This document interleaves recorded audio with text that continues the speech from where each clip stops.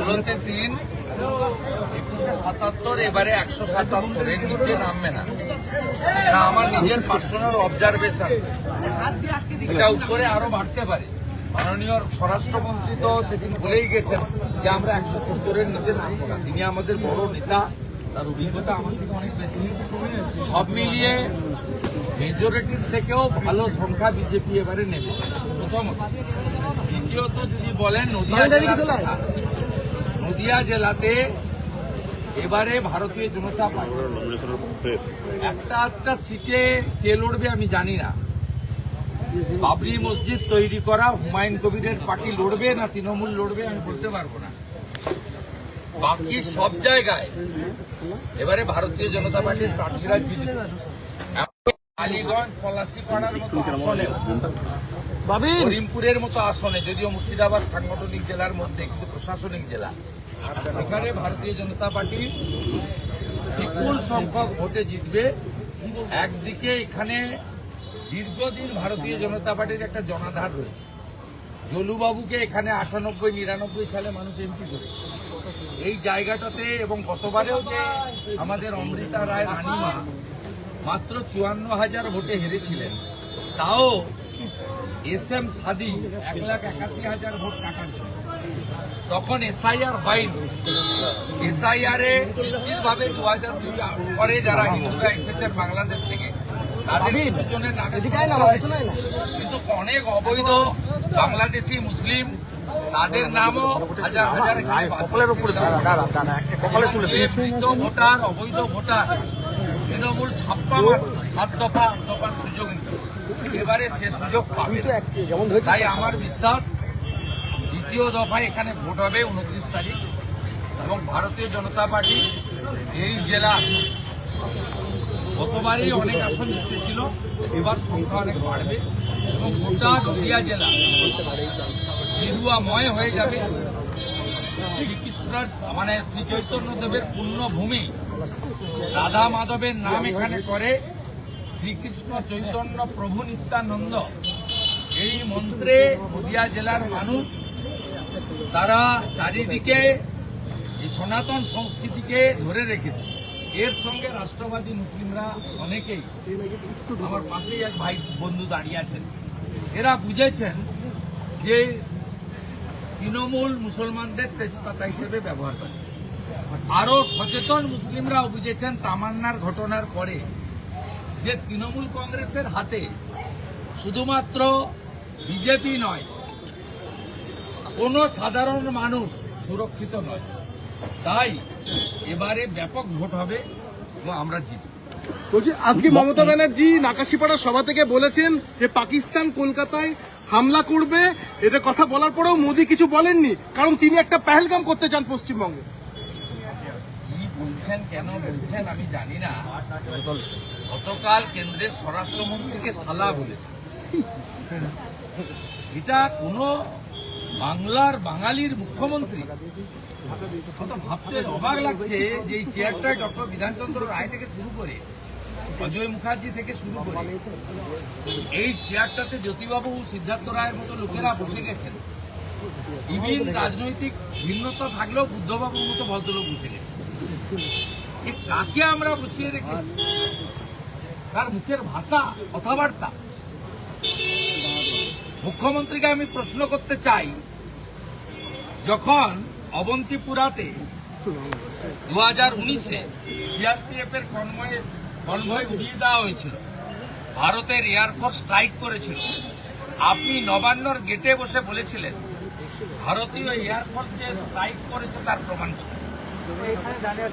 এবারেও পহেলগাম ঘটনার পরে আপনার ভূমিকা মানুষ দেখেছে। অপারেশন সিঁদুর নিয়ে আপনি জওয়ানদের প্রশংসা না করে কেন সিঁদুর নাম দেওয়া হয়েছে? হিন্দু পরিবারের বিবাহিত মহিলারা সিঁদুর ব্যবহার করেন, এই প্রশ্ন আপনি তুলেছিলেন। আপনার যে এই ভারতীয় সংস্কৃতি, সনাতন সংস্কৃতি এবং রাষ্ট্রের ভাবনার বিপরীতে মতামত, এটা অনেকবারই আমরা লক্ষ্য করেছি। আপনি কখনো BSF কে রেপিস্ট বলেছেন, কখনো CRPF এর বিরুদ্ধে মায়েদেরকে এগিয়ে দিয়েছেন, লেলিয়ে দিয়েছেন। কখনো বলেছেন আর্মিরা কেন সেকেন্ড ব্রিজে দাঁড়িয়ে আছে, আমি নবান্ন ছাড়বো না? আপনি কাউকে ছাড়েননি। কিছুদিন আগে রেড রোডে আপনার এসআইআর বিরোধী ধর্নায় আর্মিরা অনুমতি ছাড়া মঞ্চ খোলার জন্য এসেছিল। আপনি অবৈধ কাজ করছিলেন। আপনি সেদিন যেভাবে দাঁড়িয়ে থেকে ভারতীয় সেনাদের অপমান করেছেন, গর্বের সঙ্গে বলেছেন আমাদের থেকে পালাচ্ছে, ভারতীয় সেনাদের থেকে চীন পাকিস্তান পালায়, বাংলাদেশ ল্যাজ গুটায়, আপনি সেই সেনাকে অপমান করেছেন। তাই আপনার সবসময় সোচ মানসিকতা এই ধরনের, এবং আপনি গ্রেটার বাংলাদেশ তৈরি করতে চান এবং সেই গ্রেটার বাংলাদেশের প্রধানমন্ত্রী হতে চান। উনি আরো বলেছেন যে চিপ ঢুকিয়ে দেবে, সেন্ট্রাল ফোর্স চিপ ঢুকিয়ে দেবে গণনা কেন্দ্রে, এবং তাতে ওরা আপনার মাথায় ঢুকাতে হবে। বলেছেন আপনারা 500 টাকা করে লোক নিয়ে গেছেন। ভবানীপুরে 500 টাকা করে লোক নিয়ে গেছেন। 16টা লোক হয়েছে আপনার। ভালো হয়েছে। তাহলে উনি ওখানে এত খাচ্ছেন কেন?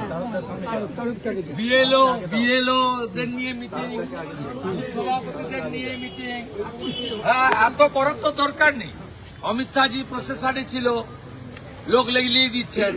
আমার ডোর ক্যাম্পেনিং এ পুলিশ ঢুকিয়ে দিচ্ছেন টি শার্ট পরে। এত কিছু তো করার নেই। অতি দম্বে অত অলঙ্কা, অতি মানেশ কৌরবা। এই দম্ভ নন্দীগ্রামে দেখিয়েছিলেন।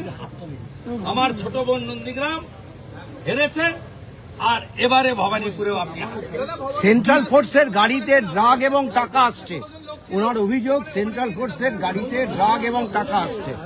কেন্দ্রীয় আধা সামরিক বাহিনী যারা মাওবাদীদের বিরুদ্ধে লড়াই করছে, যারা এত বড় সীমান্তকে পাহারা দিচ্ছে, তাদেরকে অপমান করছেন এসব কথাবার্তা।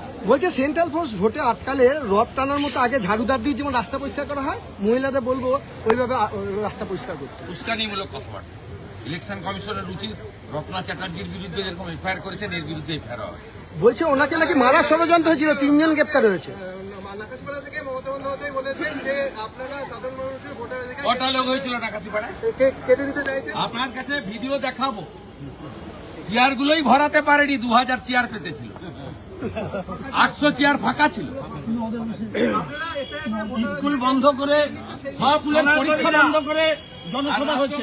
মুসলমানরা তারা বিজেপি হয়ে গেছে, আর যারা মৌলবাদী তারা সব হুমায়ুন হয়ে গেছে।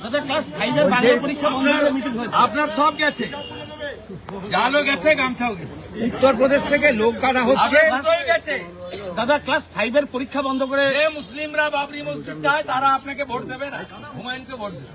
শুভেন্দুদা বলছি দাদা সভামঞ্চের ওখানে ক্লাস 5 এর বাংলা পরীক্ষা বন্ধ করে আজকে স্কুলের মাঠে মুখ্যমন্ত্রীর জনসভা হয়েছে। অভিভাবকরা বিরক্ত বোধ করেছে। ইলেকশন কমিশনে কমপ্লেন করা উচিত। আমি অর্জুনদাকে দায়িত্ব দিচ্ছি, ইলেকশন কমিশনের কমপ্লেন করা উচিত। হসপিটাল এবং থানা থেকে 200 মিটারের মধ্যে মাইক নিষিদ্ধ আছে ইলেকশন কমিশনের। কলেজ মাঠ, স্কুল গ্রাউন্ড, কলেজ এবং স্কুল চলাকালীন ব্যবহার বন্ধ আছে। এমসিসিতে ক্লিয়ার গাইডলাইন রয়েছে। এটা violation of model code of conduct.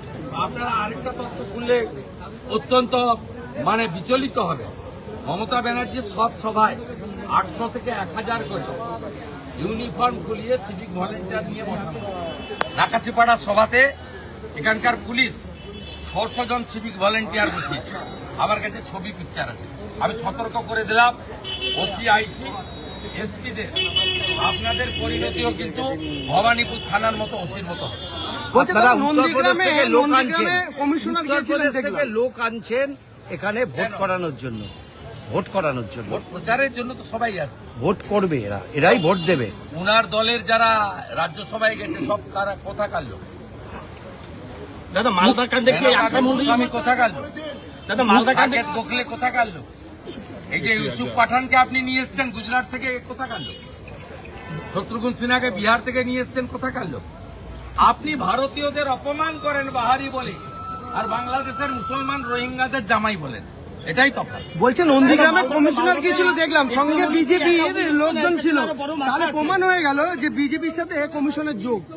মুখ্যমন্ত্রী বলছেন নন্দীগ্রামে ফালতু কথা। পোস্টপল ভায়োলেন্স যেখানে হয়েছে, এখানে এই নদিয়া জেলাতে 3 জনকে খুন করেছে 21-এ পরে। চাকদা থেকে আমাদের ধুবুলিয়া পর্যন্ত, চাপড়া থেকে দেবগ্রাম পর্যন্ত 3 জন কর্মীকে খুন করেছে, 10,000 যুবককে ঘরছাড়া করেছে। আমরা কোনোটা বলিনি। সেই কারণে ব্রিগেডে নরেন্দ্র মোদীজি বলে গেছেন সবকা সাথ সবকা বিকাশ।